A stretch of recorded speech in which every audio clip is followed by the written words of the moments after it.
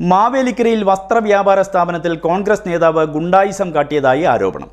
കോൺഗ്രസ് നേതാവും മാവേലിക്കര നഗരസഭാ കൗൺസിലറായ ശാന്തി അജയന്റെ ഭർത്താവുമായ അജയൻ വസ്ത്രവ്യാപാര സ്ഥാപനത്തിലെ ജീവനക്കാരനെ കയ്യേറ്റം ചെയ്യാൻ ശ്രമിച്ചതായാണ് ആരോപണം.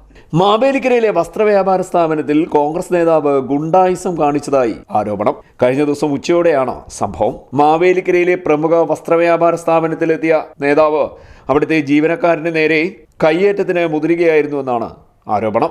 കോൺഗ്രസ് നേതാവും മാവേലിക്കര നഗരസഭാ കൗൺസിലറും സ്റ്റാൻഡിംഗ് കമ്മിറ്റി ചെയർപേഴ്സണുമായ ശാന്തി അജയന്റെ ഭർത്താവുമായ അജയനെതിരെയാണ് ആരോപണമുണ്ടായിരിക്കുന്നത്. ഇതുമായി ബന്ധപ്പെട്ട CCTV ദൃശ്യങ്ങളും പുറത്തു വന്നിട്ടുണ്ട്. കഴിഞ്ഞ ദിവസം നടന്ന മാവേലിക്കര താലൂക്ക് സഹകരണ ബാങ്ക് തെരഞ്ഞെടുപ്പിൽ വിജയിച്ചവരെ അണിയിക്കുന്നതിന് ഷാൾ വാങ്ങാൻ എത്തിയതായിരുന്നു അജയൻ. ഷാൾ വാങ്ങിയ ശേഷം സ്ഥാപനത്തിലെ ജീവനക്കാരൻ പണം ആവശ്യപ്പെട്ടുവെന്നും എന്നാൽ താൻ വാർഡിലെ കൗൺസിലറുടെ ഭർത്താവാണെന്നും കോൺഗ്രസ് നേതാവാണെന്നും പറഞ്ഞ് അജയൻ വാക്കുതർക്കത്തിൽ ഏർപ്പെടുകയായിരുന്നുവെന്നും പറയുന്നു. തുടർന്നാണ് ജീവനക്കാരനെ കയ്യേറ്റം ചെയ്യാൻ ശ്രമിച്ചതെന്നും ആരോപണമുണ്ട്.